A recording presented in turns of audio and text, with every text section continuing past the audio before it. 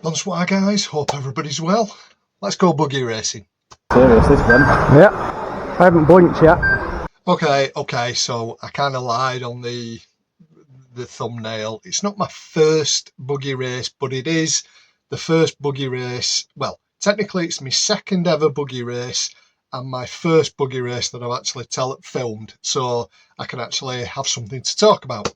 So the actual race itself was about 3, maybe 4 weeks ago at M&B Models, and it was the last race as part of the summer series. It was a presentation night, so nothing was on the line other than it was just a good night to go racing. There was no championship or series or anything. So again, a good environment for me to go and dip my toe in. There's nothing on the line or anything, not that there is anywhere, but there's no pressure for me to go and do anything or try to perform well. Not that I will, but it's just a nice, relaxed, chilled environment. So I know if I get in somebody's way, I'm not costing somebody a podium position or something like that. Let's talk about the car. So this is my Team Associated B6 or 6.1. Still nobody can tell me whether or not it's a 6 or a 6.1. If there was a 6 or a 6. I know nothing.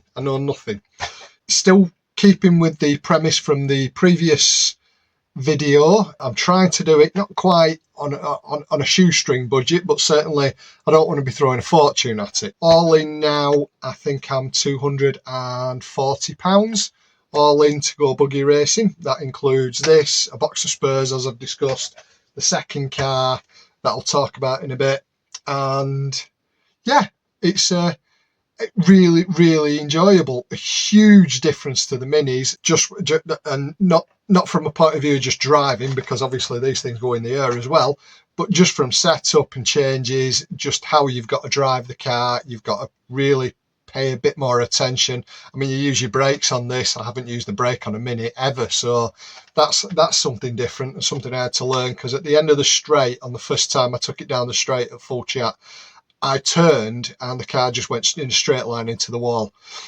Somebody on the rostrum then said, "You have to brake there, mate." And I went, "Oh yeah." So that'll take some getting used to as well. Anyway, let's talk about how I got on with qualifying. Q1, as is sometimes, well, a lot of the times always seems to be the case, that you go into Q1 quite relaxed because you've still got 2 more qualifyings to try and push.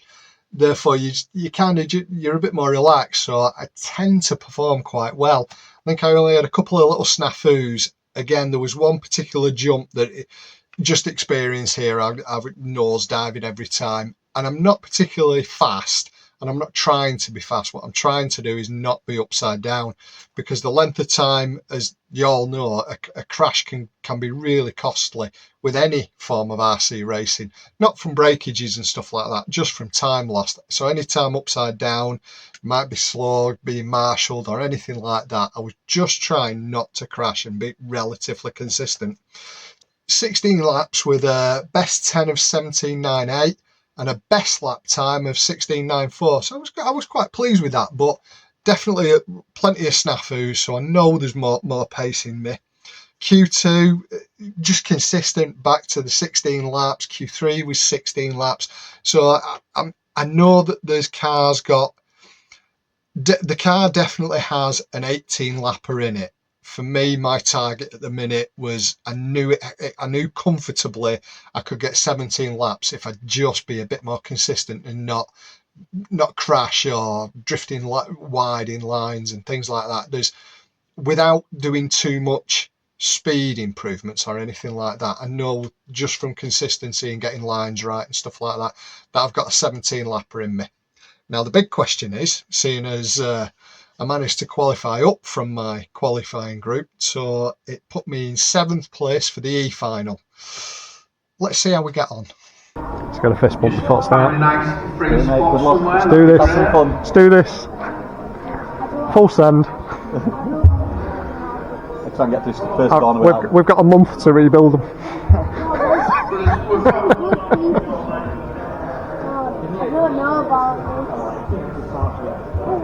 Right, okay guys, we're going to put you on to 10 seconds, good luck. You win, good lad.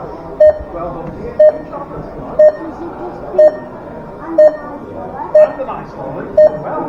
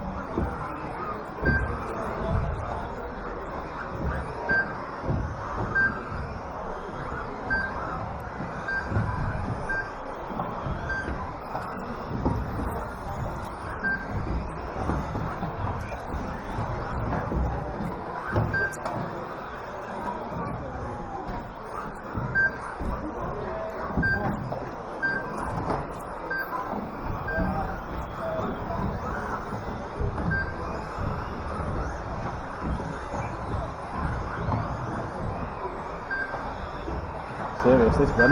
Yep. I haven't blinked yet. I blinked and went upside down. What are you doing upside down? I think about myself.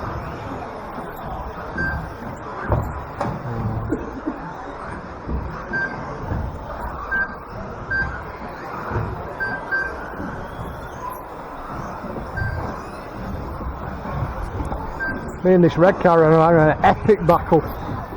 Oh, that were a nice move. Same thing again, mate. So Upside down 2 again. minutes into this one, our leader is Aaron. Go the straight! Stay low, Upside down, onto the straight, stay low onto the straight please, stay low. Back roll clean now. My bad.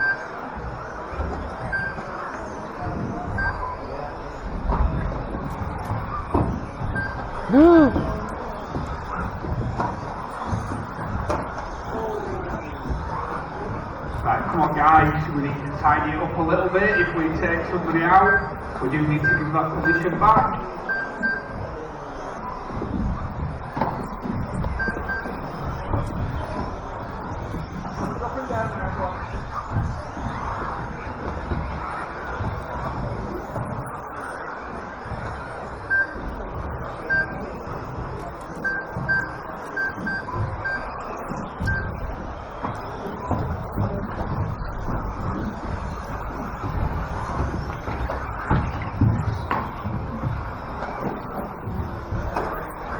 Right, so that's our leader on the main straight now with a white coloured car over the tabletop.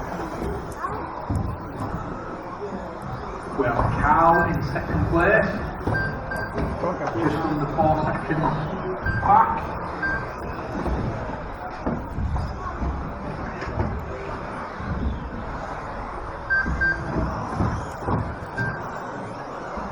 With Brendan up to third place from 7th on the grid. We have Noah in 4th from 8th on the grid.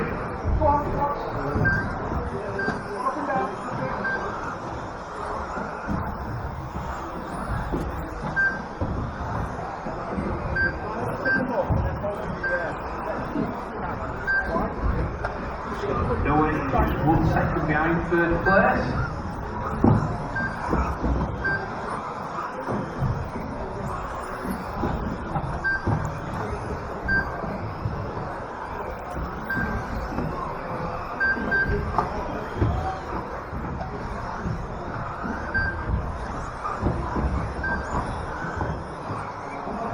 Leader is Aaron with a huge 14-second lead now over Carl.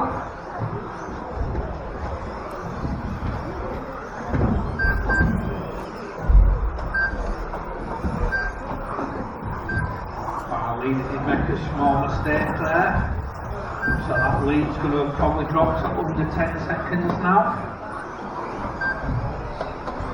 Oh, sorry mate. But I'm not stopping. Do it, no, do it, mate, do it. 2, 7, 8, 6, 4, 3. Okay, One. that was pretty epic. I like that. Tell That was, that. oh, was it? Oh, no. Upside down and on 4 wheels. Second. That was really good. That. Well done, third mate, well done, brilliant. Fifth. Like that. Well done, drivers. proper happy with that. Who was that? Oh, me and you had a right. A good battle to early doors. So would you believe it? I podiumed over the bloody moon with that. Really chuffed. And Noah Smithson, great driving buddy. I think at one point you almost tried jumping over the car to pass me. Great battling. And there was a good little battle I had with another driver earlier on in the heat. It was, yeah, really enjoyed it. Really enjoyed it. And 17 laps. So I knew I had a 17 lapper in me. Maybe it's just the heat of the battle with actually in race conditions, you then being forced to push a bit harder. So I felt confidence grow a little bit, so I could jump a bit further on some of the jumps and attack some of the corners a bit more, or attack some of the jumps a bit more, because if I didn't, I'd have lost the place. So yeah, starting from 7th and ending up on the podium, proper chuff with that. 3rd place, I'll take that all day. Things I want to change to the car, I've got to try to find some front end steer. It felt as though every time I throw the tyres that way, it just wanted to go in a straight line and understeer itself into oblivion. So I've got to find a way of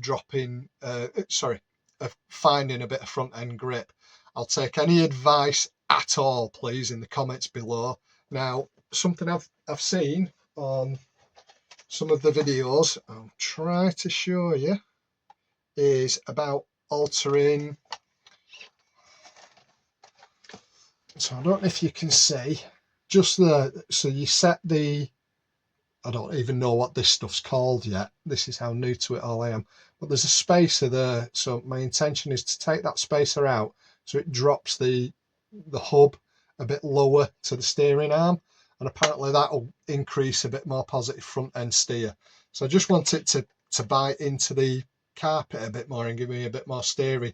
Another thing that I might do, which is just a simple thing, is on this particular car, the wing at the back isn't as aggressive, so there's less upright. So I may swap that wing, I may put that wing on this car for the next run out, and hopefully that might give me a little bit more front end. But as to a question to everybody, please, tyres. What tyres do you all run at the front? Please post in the comments below, because that will determine what tyres I'm going to buy to run for the whole of that series. So whichever is the majority of what tyres you recommend, what tyres you think I should run on the front end, those are the ones I'll buy. I'll just go on majority decision because I know nothing here. So the back, these ones in a pink, I don't clearly they've got a name, but I can't for the life of me remember it all. There's just so much information with these things coming at me so fast. I'm a little bit bewildered with it, and this is why I'm just taking things slow. There's so much that I'm happy with how the car drives, other than that little bit of front end steer. The 13.5 turn motoring, I know it's not the quickest out there, it's an old motor, but it's more than powerful enough for me at the minute. I know there's an extra lap in it just through improving the car, not through buying some 6.5 turn monster that I'll end up turning down anyway. So please please in the comments below any tyre recommendations for the front, please, and any general comments is always appreciated. Thanks as always for watching, guys, and I'm hoping to run the entire World Series that's coming up at MB Models starting on I think it's the 11th of September, so it's next Wednesday. When I know this video will come out before then, so I'm sure it's the 11th. I will put a link to MB Models Facebook page so you can go and have a look and check it out. Anyway, as always, toodle pip, guys, and thank you so much for watching. It really is appreciated. Bye.